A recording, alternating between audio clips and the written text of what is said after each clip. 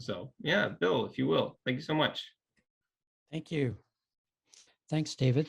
Um, yeah, so I lived at 640 Lauder Avenue, which is right near the corner of Vaughan Road, and I think is actually near Jen's, not far from where Jen lives now. Um, so I lived there from 1982 until about 1990, and in 1987, um, I started organizing a tenant association. I mean, it kind of started because there were problems. Like I was having problems getting things fixed in my apartment. And then I realized that some of my neighbors were having problems getting fixed.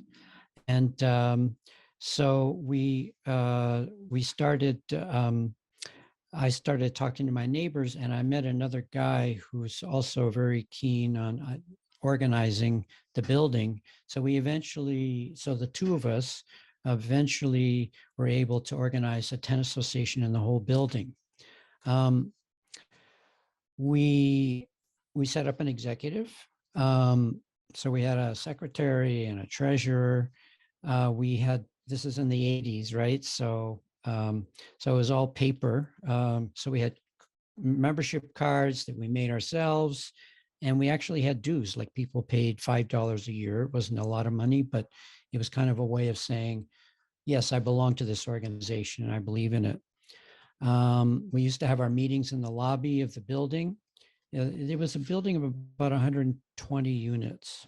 And we are in the laundry room down in the basement. And in the end, I'll tell you in a minute sort of some of the issues we dealt with, but in the end, we had about a 75%, or 3/4 of the apartments signed and dues paying members of our tenant association. So yeah, so as I said, like we were having problems getting repairs done in our apartment with appliances. The oven, the stove wasn't working, and then the fridge started acting really weird. So anyway, so we started talking to people on our floors, me and my partner, organizer. He lived on a different floor. So we did our floors, and then we started figuring out leaders in the building who could work with us. Some of the other issues that became really obvious were pests. We had cockroaches and mice. And then we had an issue with one of the supers who was supporting the landlord and harassing some of the tenants. And then we had an issue of the front door being broken and the landlord not fixing it. And then we started having the garage door was broken, and we had car break-ins. And there were some evictions that were going on that were very questionable. We actually stopped a couple of evictions. So we, as time went on, we started dealing with more and more issues. Just in terms of some of the lessons that we learned, and we did have quite a few successes. Some of the lessons that we learned, in our tenant association were meetings are great because people actually get to hear from other members sort of what's going on in the building, and it really builds solidarity in the building. So having, I think I don't know if we had monthly meetings, but definitely frequent meetings. And when you have a victory, make it a big celebration, because that's what people need. They need hope. They need that they can also do what their neighbor just accomplished. You start small and you work from there. And we did do some actions. We didn't have a rent strike, but we did. There was a problem with pests not being dealt with in the building, and so we started with the superintendent's support. We started not putting garbage. We had chutes back in those days. I don't think they have garbage chutes now in buildings, but we would take them and put them in the parking lot. And so the super had to go out and he would complain to the landlord. We end up it's really important to develop relationships, as David was talking earlier, not only with your political representatives, but with the property standards, I mean, once you get known, you get known, then they assign somebody to your building once they know that you're going to have a series of complaints.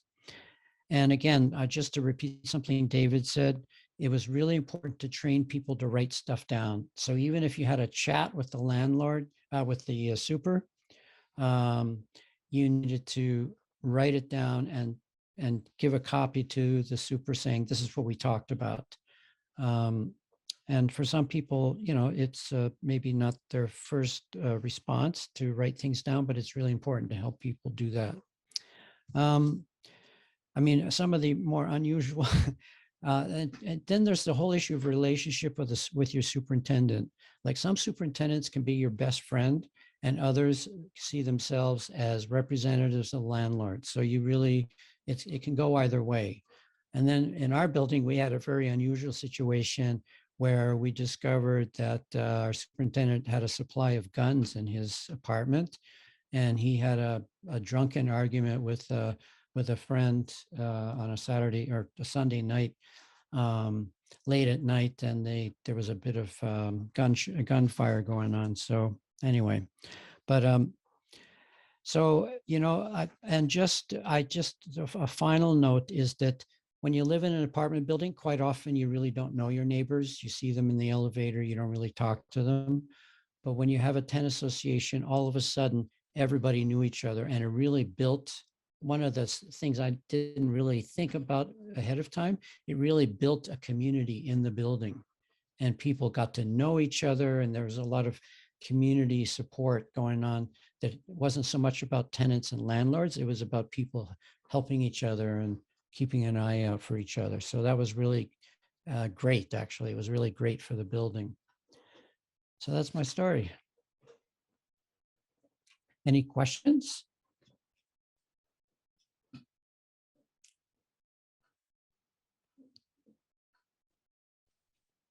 I have a question. Yeah. So what happened with all the guns? Well, the super was fired, and the way we found, like some people heard the gunshots. It was actually early in the morning. It was like 4 a.m. or something, and the way most of us found out about what had happened was that he got up in the morning, and I looked out every morning. I would look out my window because I was on the 7th floor, and I saw this guy hovering in the alleyway, and I realized he was a cop with a rifle. And I thought, what the heck is going on here? Anyway, he got fired. Yeah. But yeah, and actually, now that you mention it, I don't know if we actually took on the landlord on that issue. I mean, he wasn't obviously paying attention to who he was hiring. So.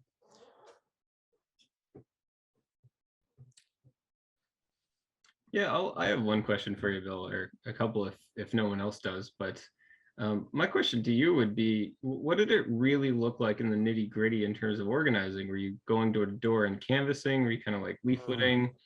And if so, what kind of did that look like? What kind of responses did you get for people? And do you have any tips for people that might want to, hear that might want to do that? Yeah. So we did do door to door, and I would, just my recollection is that the co-chairs, me and Pablo, were we did most of the door to door just to get things going, and also, as chairs, as co-chairs, we really wanted to get to know everybody in the building. It's good, to know who's who. So knocking on the doors, some people didn't want to answer. A lot of people did. And, I'm trying to think back. It was a few years ago, but I think it was basically we started campaigning on the first big issue, which was we had 2 or 3 issues that we wanted to ask people about. So, are you getting repairs done? Do you have problems with cockroaches in your apartment? Yeah, so those are quite often the big ones, and then we would tell them that we would have a meeting, and the meetings were in the lobby if the super was friendly. And the apartment building had one of those standard lobbies, with quite an open space. So we would have like 20, 25 people there. And and we would talk about the issues. But yeah, you start by going door to door and getting and introducing yourself and talking about, what the tenant association aims to accomplish. I mean, and it was interesting in the meetings too, because sometimes you had to kind of show people what a tenant association is. Like our building was very multicultural. And sometimes people would say things, they would put up their hand and say, yeah, my neighbor, he cooks food with all these spices and it comes into my apartment and I don't like the smell. And I would say, that's not really a tenant association issue. Our job is to deal with how the landlord treats us as tenants, right? And over time, people developed more solidarity, Um, uh, yeah, so going door to door was really important. And sometimes you could get a neighbor to talk to their neighbor. If somebody didn't answer the door, you might talk to a couple of neighbors and say, hey, do you know this person? Do you want to talk to them? Yeah. We had a petition once too, and that's also a handy thing because I think the petition was about when the garage door was broken and there were break-ins in our cars, in people's cars. And so we actually got a petition to confront the landlord on getting that door repaired. So, yeah. Does anyone else have any questions? Yes, no? All right, well, I have one final question then if no one else does. I'm just curious how was your relationship with your landlord in terms of like you individually, if you ever had any requests for them to make repairs or even just management before and after the tenant association? Like, was there a change? And if so, what did it kind of look like? You talking about me personally or in general in the building? Both. I mean, if you had like Yeah. repairs to make and you asked specifically, what was the response versus after the tenant association was established and thriving, I guess it sounds like in your case. So things change really, like, within, this has already happened, like this happened with my tenant association and also with another one that I helped start, is that the landlord's first reaction is to actually come to and meet with the executive of the tenant association, because they think that maybe that might be intimidating or they want to find out what's going on. But in reality, once you started winning victories, all of a sudden things started happening because they knew that we knew what we were talking about and our rights. We knew how to defend our rights. And quite frankly, some of these big landlords, especially, they don't want to, they don't want to have to deal with stuff all the time, especially if they own several buildings and all this stuff. So I would say that the tenant association, within a year, we were getting pretty much everything that we fought for, like repairs, cockroaches.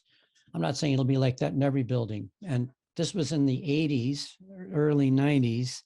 Times are different now. So who knows? I mean, our landlord was a corporation somewhere in St. Catharines. But some buildings are owned by, finance companies that don't even have their headquarters in Canada.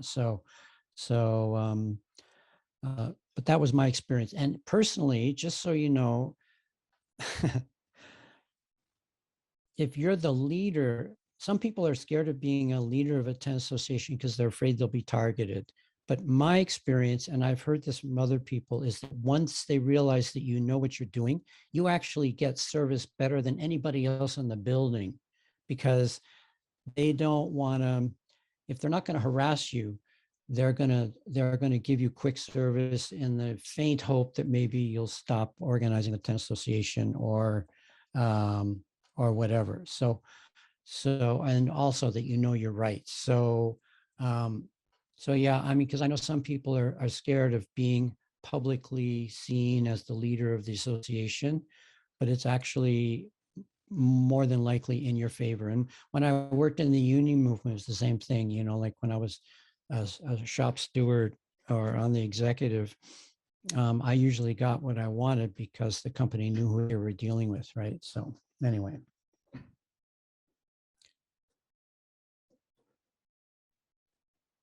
Cool. Thank you so much for sharing, Bill. Does anyone have any last questions or? All right. I think that's all for Bill. Well, thank you so much. I really do appreciate that. One thing I will say, I'll just go back to screen share here for 1 second. Yeah, thank you so much, Bill. It's always great to hear from someone that has that experience and is so willing to share it and just talk in depth about it. And I'm just reminded of your story. You're talking about how much easier it is to get these things you're entitled to once you have that tenant association. And really, it is just united we bargain and divided we beg. So I'm really happy to hear these firsthand stories, and I think it's really important to share. Our last speaker, last part of the presentation, I'm very excited to have Flynn here. Flynn Daunt, as we've alluded to earlier, has successfully organized tenant associations, pardon me, a tenant association at 2419 Keele Street, and has so far successfully resisted 2 separate attempts at renoviction, and I really hope those are the only 2. So yeah, I'm gonna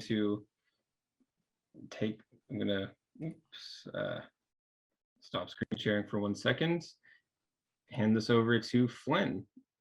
If you'd like to screen share or just talk, it's up to you. Thanks so much for coming out. Hi. Yes. 1 second.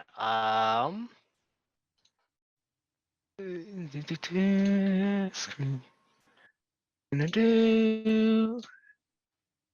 Hi.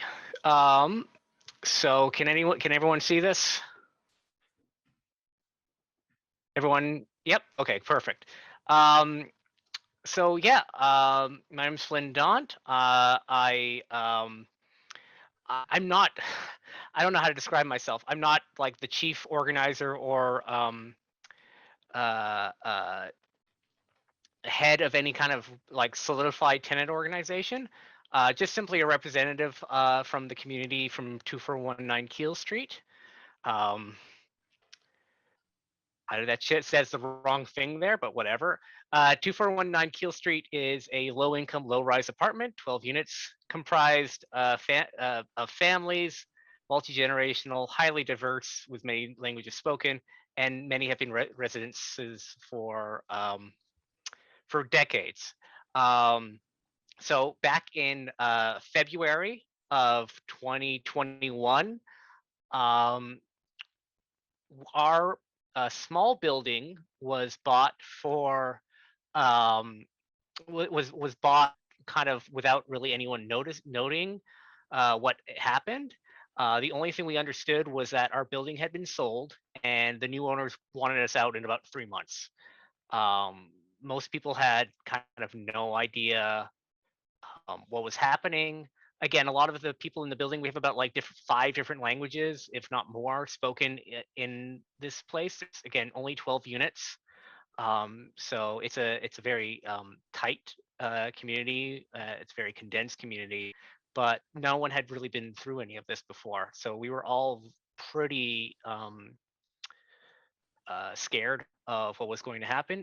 And this was February of 2021, in the middle of the height of the pandemic. You can imagine the anxiety and fear of a lot of these people. There are seniors in it. There are new families. There are babies less than a year old. A lot of people have been suffering from job loss or job reduction. So all we knew is that our building was kind of bought by some company called Preventus Property Management, which, after looking into it, is a company that got made that year, or sorry, that week. like a week before we got bought, when I looked up who these people were, there was no information about it. There was no understanding what was happening. When we looked into the actual name of the company that owned us, it was simply something called 2419 Keel Street Inc.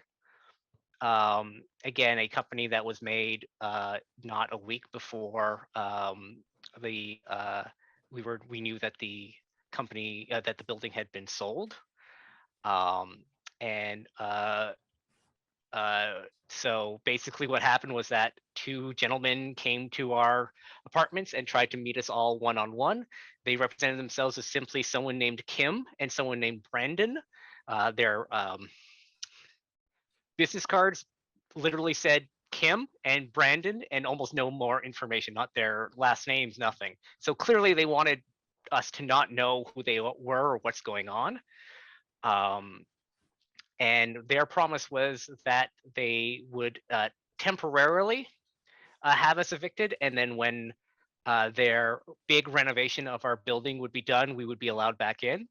That didn't seem like it was a real offer, and none of that seemed to make any sense to us, so we were all still pretty scared. Brendan was a taller gentleman who wanted to come off as a good guy, but when you looked into it, it turned out that he owned a company called Riley Real Estate Ventures. His name was Brendan Riley. And essentially, what his whole thing was is that he bought all low income buildings like ourselves, kicked out all the tenants, did a small amount of renovations, and then jacked up the price. So the first thing we did was we organized. Our superintendent had the contacts for everyone in the building, so she was really, really, really instrumental in connecting all of us. For those that we couldn't connect to, I simply knocked on their door and tried to talk to them about the situation, and they seemed very, very scared. Unfortunately, I didn't get to a few of them quick enough, and some of them had signed documents they didn't know what it was. But we organized, and the very first thing we did was all together write a letter to Brendan Riley and to the landlords, basically saying we refuse to leave. And the other thing is we will talk to them as a group, not as individuals, because we learned that if they talk to us as individuals, they can play us against each other. They can make promises. They can say one thing to one tenant and one thing to another, and we wouldn't have any connection or understanding of what's happening. And that if we wanted to bargain, we were much stronger bargaining as one voice than as individuals. We don't have a lot of power as individuals, but a group of 12 families who have solidarity with each other have a much greater voice than us as individuals. And when we actually talked to Brendan face to face, he literally backed into a corner and got very, very agitated. And the thing he would not stop. The thing he would absolutely not agree to was talking to us as a group. So clearly that was the thing that pushed him and put him on the back foot. So that's incredibly important. Do not take on anyone by yourselves. You could try, and I give you my best, and you need a community behind you. But if you all speak in one voice, it's great. So unlike Bill, who had to go door to door and have daily meetings, one thing I found that was really, really, really useful, and I would recommend to anyone organizing an association or just organizing with tenants, is getting a WhatsApp group, which is an app you can download, and essentially everyone in the association or in the organization can read everything. So it's a great way for you to say, I've got stuff broken in my apartment, or this is I got contacted by this. The other thing is record everything. Everyone has a phone now, so just turn on the recorder if you're having a conversation. We've recorded telephone conversations and one-on-one conversations and all kinds of things. It's all come back to really help us and explain to everyone else what's happening. Of course, I contacted a number of legal clinics and community services. The one that got back to me quickest was the Parkdale Community Legal Services. Cole is here with us, and he's been completely instrumental in helping organize and motivate us to continue fighting. So any other services that can help you with that is fantastic. They can help lead you to having a stronger plan and a stronger attack. So this is Brendan Riley here. Like I said before, this is his whole thing. This is him smiling at us as we were protesting in front of his home. I'll get back to later. But one thing that is key about his business sense and what his company does is that he does legitimately think that we are the tenants that are living in low income places need to be removed so that he can make money. This is my favorite quote from him, which says, a better quality home for a better quality tenant, which is exactly what he thinks of all of us, is that we're, low quality tenants and we need to be removed. So it is really kind of a different sense of who should be living there. The next thing we did, the first kind of protest we did was organize kind of a Facebook group to get attention to us and for media to be able to follow the story. We did sort of a online protest and left negative reviews about, his professionalism, his company, went on his Facebook, his Instagram, Twitter, all kinds of stuff, and got friends and family and a community to really tell him what we think of his business. And as long as we were all telling the truth, we really pushed that. We caused him to kind of lock down all of his business's social media presence, which I think really let him know that we were serious about what we were doing, that if he wanted to wait and get marshals to drag us out of our homes, that he was also going to have consequences for doing something like that.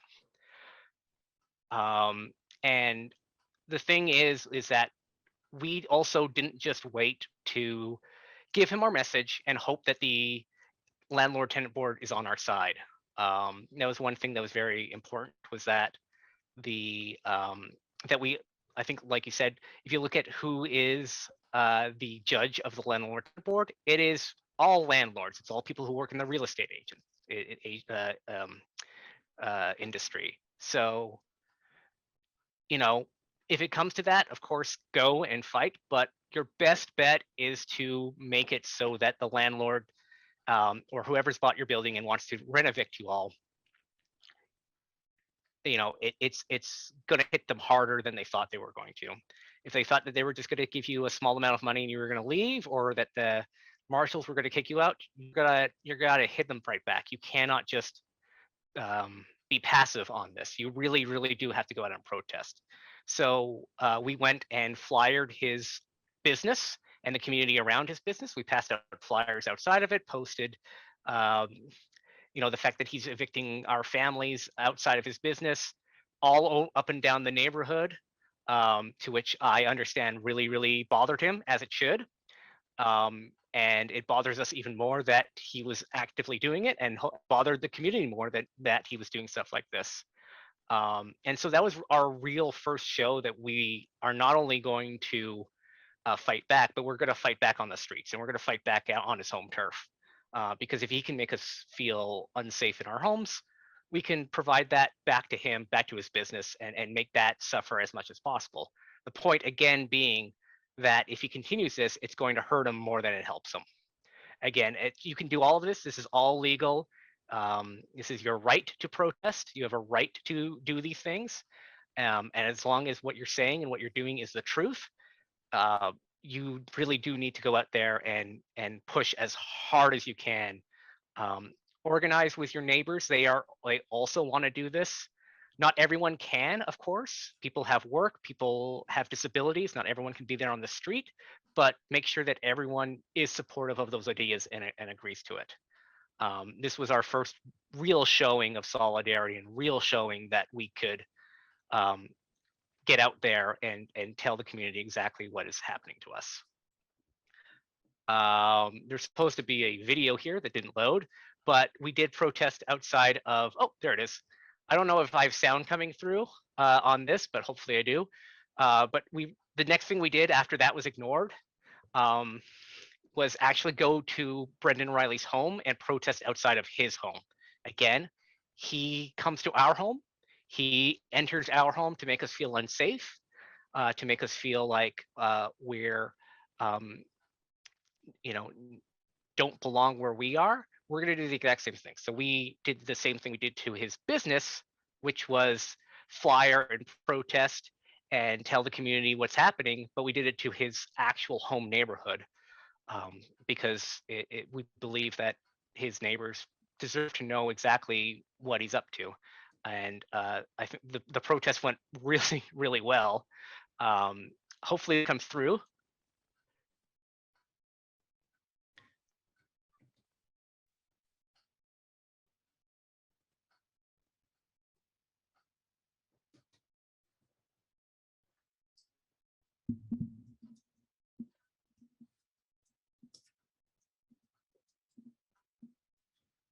So this is one of the daughter of one of our tenants who is out there with us. We had children, we had elderly people, um, we had babies out there. You know, basically all of our families are out there protesting in the streets, making sure people understand that. It's incredibly important to get everyone out there. And when what this amongst a lot of our protests were featured in the media, we have phenomenal footage of um, children protesting, of families protesting. No one that looked dangerous or riled up or anything like that. So optically, to the rest of the world, it really did look like what we wanted to show, which was um, a series of families suffering under someone's short-term greed. This worked really, really well. Brendan, after um, not knowing what to do for 20, 30 minutes, eventually came out and realized the only way we were going to leave is if he told us the evictions were withdrawn. We got that on video, and then later we got a representative to come over and put in writing that the evictions were withdrawn, and we had won. It was really, really incredible. We had pushed this guy to his limits and really gave him no other solution, that if he wanted this to stop, he had to let us live our lives in our home with the rent that we're paying in the home that we've been living in for 5, 10, 20 years. Uh, and after that, they kind of laid off a little bit. Um, you know, and unfortunately, after a few months, Brendan really tried to sell the building and tried to contact us as individuals again, even though that's what our first complaint was, that you don't do that. We ignored that. Everyone was on board. We were already organized. We were already talking to each other all the time. We were already planning. And after that, he sent N14s to only a few of us this time, hoping once again to break that solidarity. And luckily, we had already a plan of attack. We had already that solidarity. So even though I personally wasn't getting an N13 eviction notice, I knew that that one was coming, and I knew that my neighbors were just as vulnerable as I am. And we were not going to stand for our neighbors in our community being attacked, even if it was one person. So we started it up again. We posted on our Facebook that this was happening again. The media got that attention. That was a really good story of it happening again. We went to his home again. He almost ran one of us over with his car. He was so upset, which was obviously not good, but we got that on video. And we kept pushing and pushing and pushing, and we went to another one of his family's business and protested in front of that. And I believe got that really put that business in jeopardy, because that business was believe the idea was like it was a community helping business of some sort. That was its advertising, and people were pretty upset that the business that was supposed to help the community is being funded by a business that hurts the community.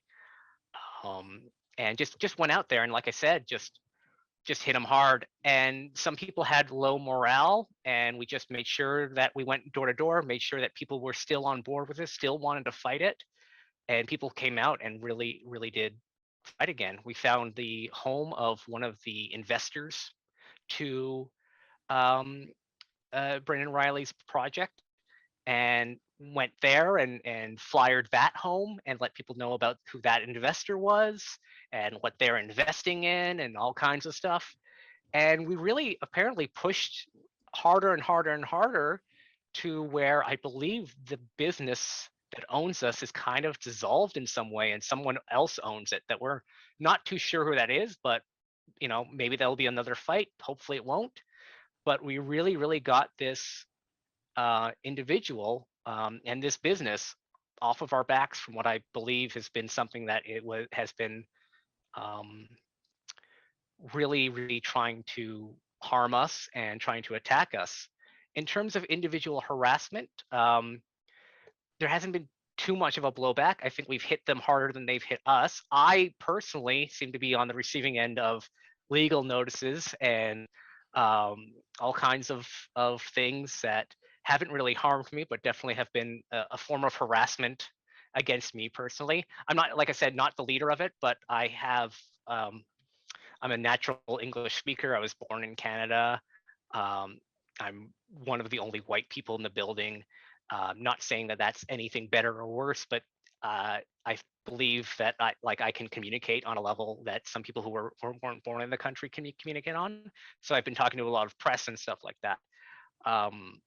And so I've been targeted because he thinks that I'm the leader of this thing, which I'm not.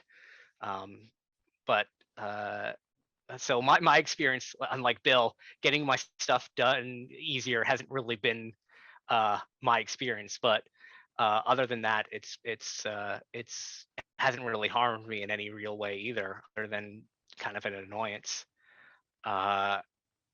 And like I said, like, the thing I would really take away of this is build that community with your neighbors. I didn't really know my neighbors that much. I'd been living there for about a decade, didn't really know them that much until something like this happened. And then we were all on board, and we realized we all had this common goal of making sure that none of us were kicked out onto the street in the middle of a pandemic.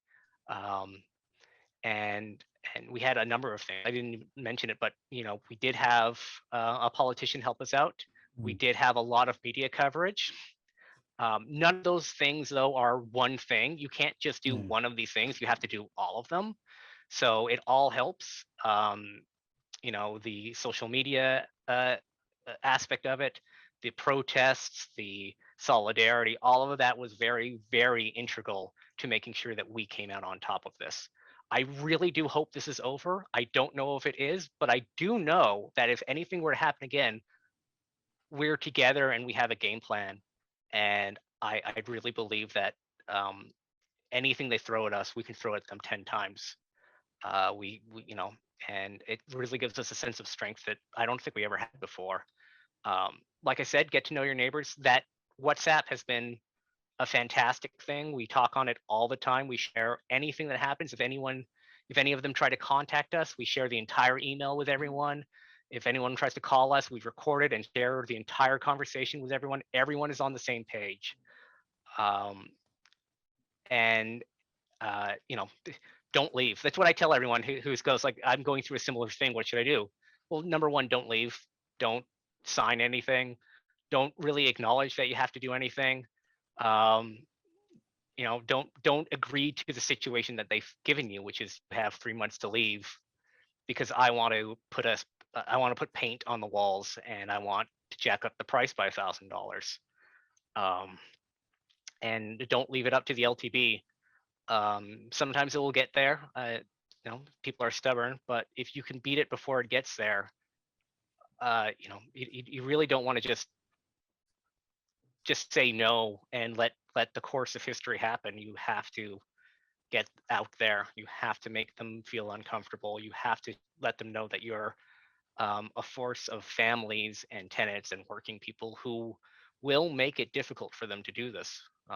I would hope anyone who comes to your home and says you have to leave, you would fight them, and not just in a legal battle, but you would let people know what's happening. The organizations and legal clinics can really set you on the right course and push you in the right direction, but you're going to do all of the kind of heavy lifting, and morale is going to take a hit sometimes, and you're going to get worried, and it's definitely an anxiety that no one wants to deal with. But if you stick with your neighbors, and you communicate and you organize and you have meetings, I do believe that you follow that, you'll end up on top. If anyone needs to contact me for any kind of practical reason or anything, here's my number. Yeah, Bill. Okay. Okay. Yeah, I'm not a legal professional of any kind. I'm just someone who's been through this before. So if you just want to contact me and let me know that you're going through something similar, how to talk to my neighbors, what's the first thing I should do? I want to start that first social media push. I want to hit them online. Talk to me. I got a bunch of luckily I have a kind of a larger social media or online presence, so I was able to kind of get a lot of people on board and push that, and I think hit them unexpectedly hard.